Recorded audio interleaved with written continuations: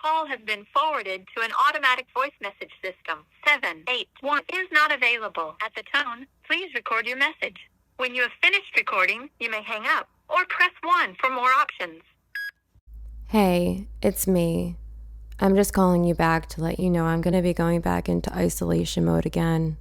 This world has gone mad. I don't want to become anything like this world or the people in it. I know you get it. I love you. Hello, my beautiful babes. Welcome to my very first podcast episode of Not of This World, hosted by me, Jana Brady.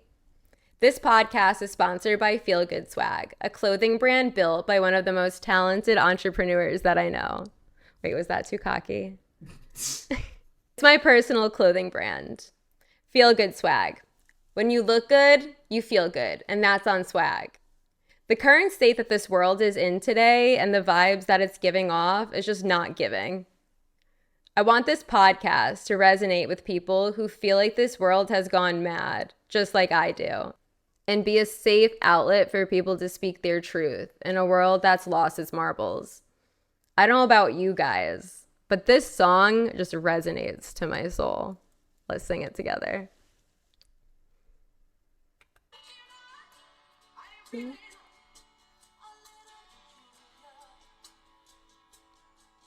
So I wake in the morning and I step outside and I take a deep breath, get real high, and I scream the top of my lungs, what's going on?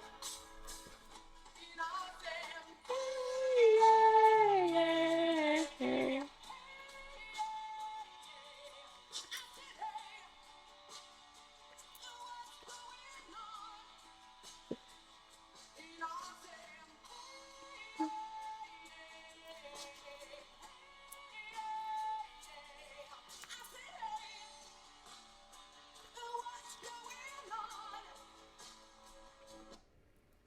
Shout out to Four Non Blondes. What's up? Hey guys. So we're back.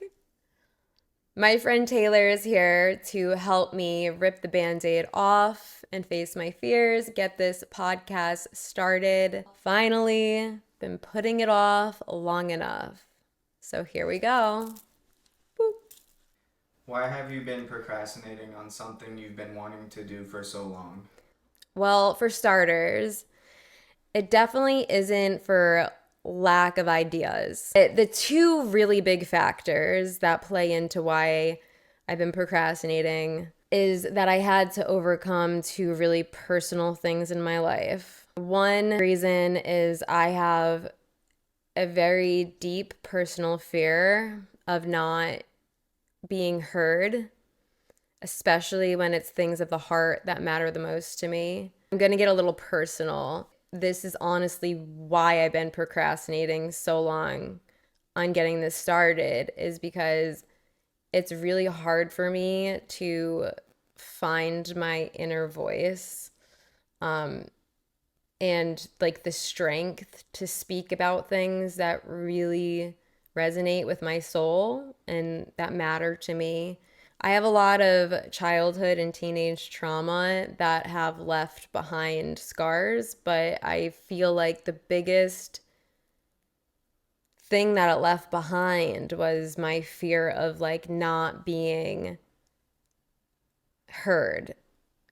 Whenever my voice mattered the most is always when I was heard the least.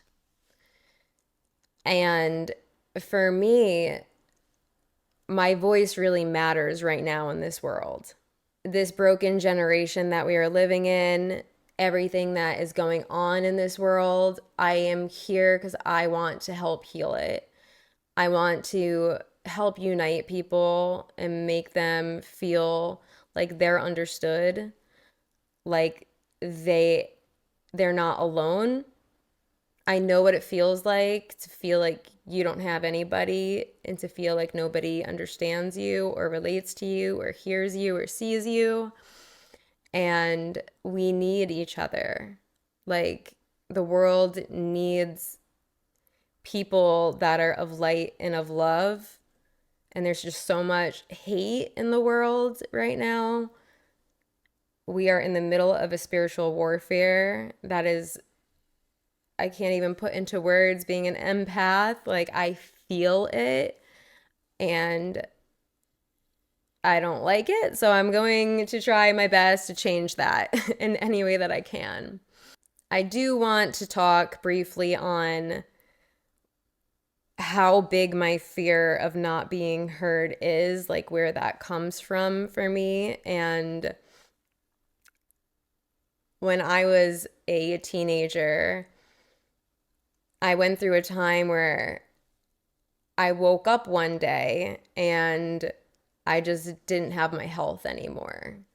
The way that I like even explained it back then, and still, because it feels like it was just yesterday, is I got hit by a bus. Like, it was just like, bam, I woke up and I didn't have my health. And unlike the flu or anything else like that you'd think it would be at the time, because I had body aches, I had the chills, it felt like it was the flu, but it never went away.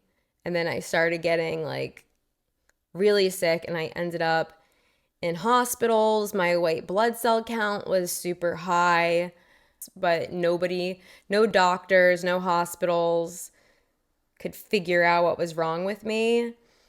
After a while, it got to the point where people were like, we don't know what it is, so it's nothing. People who have autoimmune diseases, and in my case, it was chronic Lyme, but I didn't see the tick bite on me. They go from doctor to doctor and are told it's all in their head and that they're crazy. They go through this similar, because, well, you don't look sick. You don't look sick on the outside, but you feel like you're dying on the inside. And everyone tells you that if you don't look sick, then you're not sick, but you actually are. I felt like I verbalized how I felt the best that I could. And I really do feel like my God-given gifts are my voice and communicating, especially when it comes to needs of the heart. But back when I was a teenager, to be completely real with you, I would like lash out and get angry because I was so unheard. It's like the best way to explain the feeling of like emotional neglect and what I was feeling at the time is I do this like visual. You have like this anchor tied around your ankle and you're just drowning in a body of water, and like everyone that you love is just watching you drown, and you're screaming at the top of your lungs, and it's like everyone is just staring at you, screaming while you're drowning, and they're just standing there like staring. And it's it's a lot because it lingers. It's always been with me. Not being heard is my biggest fear. Well, my biggest fear is also my purpose in life. So, what does one do when their biggest fear is also their purpose and calling in life? In order to pursue my purpose in life, I need to face my fears. So this is me facing my biggest fear right now. I just want you guys to know that we're going to be facing our fears together. And I want to show you that it's possible. The second really big thing that I had to overcome in my personal life, or push through, I should say, before stepping into this podcast fully, was being able to embody what this podcast means, which is not being of this world. I've never felt like I was of this world, but cutting off all worldly distractions is definitely not easy at all. I went into complete isolation mode for a really long time with no distractions, just me, myself, and I, my thoughts, and God, and figuring out who I am like completely to my core and what it is that I want from this podcast. How did you come up with the podcast name Not of This World? I knew I wanted to do a podcast for a really long time now. And I could not, for the life of me, figure out what I wanted it to be called. And I knew I wanted it to be something really significant and really powerful, meaningful. I didn't even know what direction I wanted to go with my podcast, by the way. I just always knew I wanted to be a motivational speaker of sorts. But I prayed and I prayed and I prayed and I waited and I waited and I waited for an answer. It's crazy because never did I go through a time in my life where I didn't feel completely led by my intuition, which I now know is not just my intuition, it's the Holy Spirit telling me what to do and guiding me and really pushing me. And whenever it does that, I just follow it, even if it doesn't make logical sense, like buying a house in Florida where I don't know anybody.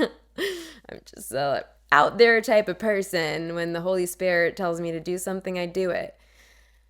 So when I heard the second sermon that I listened to the same day be on the topic of not being of this world, and it resonated with me a lot. It was probably the best sermon that I listened to. I just knew for a fact, I just had that intuition, the Holy Spirit telling me there's something to be said here. Like, I am telling you something. Listen to what I'm telling you. And my pastor is very powerful. He knows how to break down the sermon to, it's like he's specifically speaking to me and what I personally feel and go through. And he said something that stuck with me, which is, if you truly feel like you are not of this world, it's because you were put here to help create a new one. I got the chills. I knew that was my podcast name. I'm just not of this world. I thought that it was going to be taken. I thought the name Not of This World was going to be taken because it really is such like a big topic in the Bible. And it wasn't. And when I saw that it wasn't, bada bing, bada boom, here we are. In what ways did you feel not aligned with this world prior to your connection with God? I felt it in a lot of different ways. I always felt like I was not of this world when I was a kid, and I used to always joke around with my mom and say, I am not meant for this world. I am not meant to be, not like in a suicidal way, just like I didn't feel like my soul aligned with that of the world. Even when I was a kid, like when I was 6, I, at a young age, would have dreams that would happen in real life. I always was really connected to the spiritual realm, especially as a kid, without knowing that's what it was. It's hard to really explain, but my intuition was so strong. Even as a kid, I never understood like why I knew something was going to happen, or why I felt like a really bad way and then something bad would happen. I would say things out loud and people would think that I was crazy until they realized like, wait, like, maybe I'm a bad omen because I could sense it before it happened. I don't know. But I was always really, really drawn to animals, and they just like would come over to me when I was a kid, and even now, on just being a dog whisperer, like birds landing on me and, you know, squirrels just coming over and sitting next to me, things that are not normal. Just not normal things. I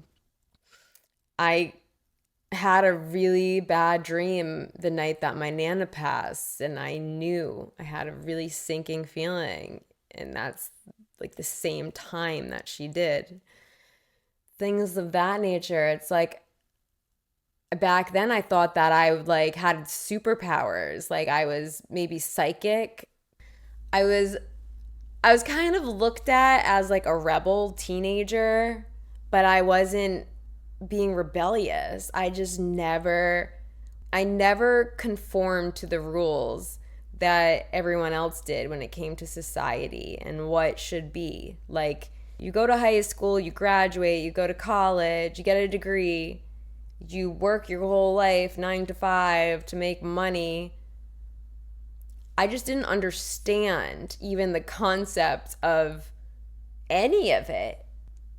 I just wanted to be free and do what I loved even before I knew what like having a career or a job entailed. Honestly, back then I wanted to be like a famous actress or something, but I wanted to be free. I always valued freedom and freedom of speech and freedom to do what you want.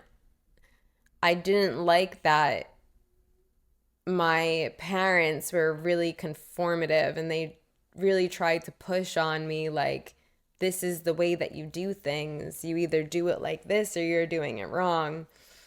Even though they pushed that on me so much, the more they pushed it on me, the more I felt like that's not how it should be. The more I like rejected it as a thing that I would accept, even when I went through the motions. I want to mention this because I do feel I'm going to speak on this sooner or later anyways. I was brought up very, very Catholic. And I went to a school that had like nuns as teachers, but I was really different from the rest of the kids. I had ADHD and I was always doodling in my notepad, and the nuns were always yelling at me and really mean to me. And just for me and from what I experienced as a kid growing up was that like Catholic meant bad, like evil, like the most evil people that I knew and the most corrupt people I knew when I was a kid deemed themselves as Catholic and of God. So I wanted nothing to do with it. I had to walk my own spiritual path to get to where I am right now. Could you tell us a little bit about what you were doing for work prior to this podcast and what your goals are moving forward? Yeah, of course. So I've been streaming on Twitch for the past 5+ years before this podcast. And it has been a rocky past like 2.5 years, I have to say. The first few years of streaming, I was on this high and it was good vibes, and Twitch as a whole platform was completely different as to what it's become recently. I don't want to diss the platform altogether. I want to explain that as this generation has changed, so has the edginess and what people want to see. Everyone is trying to one up the other, whether it's partying, whether it's being disrespectful. It's never in a positive way. There's no Twitch stream anymore that I watch and I'm like, wow, this person is a good human being. None. I can't even think of one. It's all girls selling their bodies, or it is men disrespecting the women that are doing so, but they're disrespecting all women. So I just don't fit into that anymore. I'm trying to find the right words to be respectful, but like it's hard when a lot of the male influencers on Twitch do nothing but disrespect women. Not all, obviously, but majority of the big main streamers are out here calling females bitches, where the hoes at. The blatant disrespect for all of women as a whole is disgusting.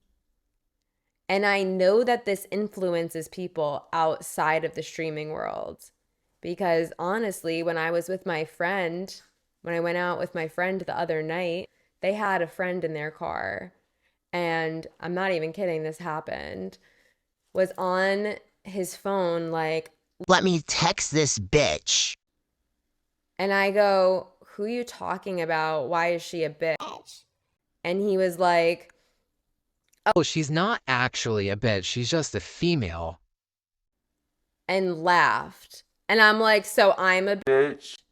I'm the one driving his drunk ass friend. Like, pardon my language, but I was shooketh. And I said to him, I'm like, you are one of the reasons why I need to get speaking my truth on this matter, because men don't understand that they would not exist if it was not for a woman coming out of a woman's vagina. That is their mother that they are disrespecting. That is their sisters that they are disrespecting.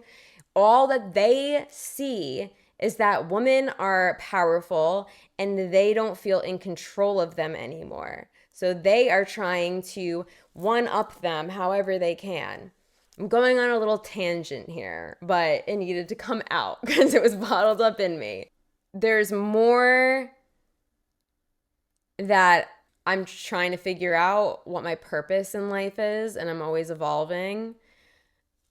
I always knew my big purpose was speaking, and I always had a dream and a vision. And you know, they say in the Bible that your visions are of God, especially if you worship God and you pray for these visions. And I always had a vision of being up on a stage, and I don't know what it is that I am saying, but I have like a huge auditorium of people clapping for me. But my heart feels like I just said something really motivational.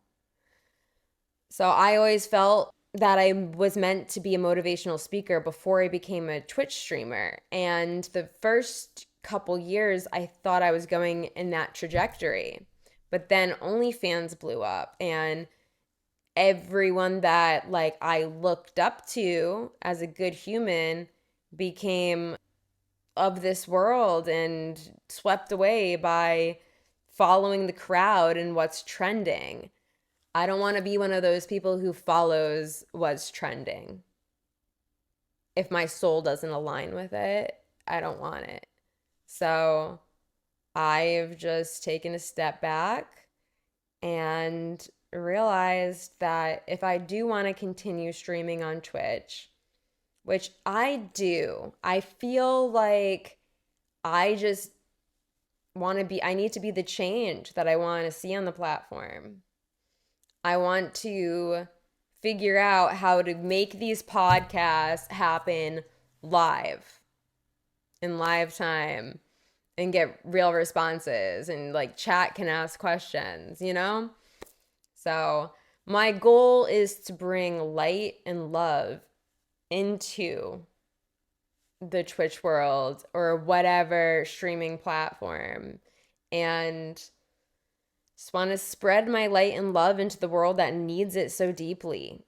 Like all the hate, you hate comes from a place of hating yourself when you hate on others. And honestly, I feel bad. Like I know how much everyone needs healing, and I want to help however I can. And this podcast, my future goals for this podcast is, one, I want to have people that have felt unseen and unheard, undervalued their whole lives, know that they're not alone, that we are all one, and we should be of love and light.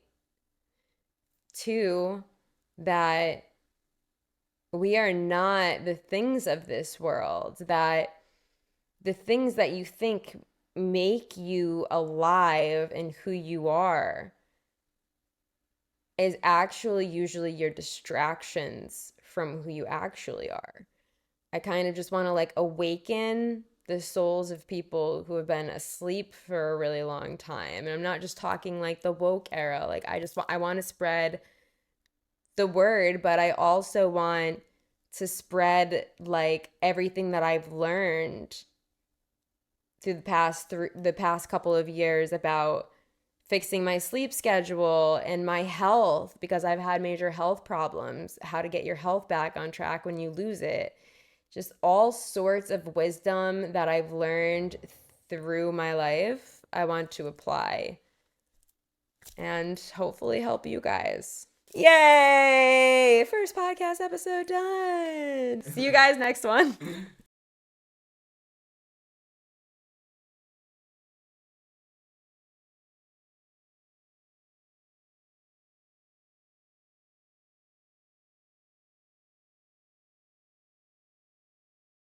Here we are. So there's your answer. But I should add to it. Before my walk with God, I always felt like, wait, hold on. I'm going to say it differently. Not of this world resonated me.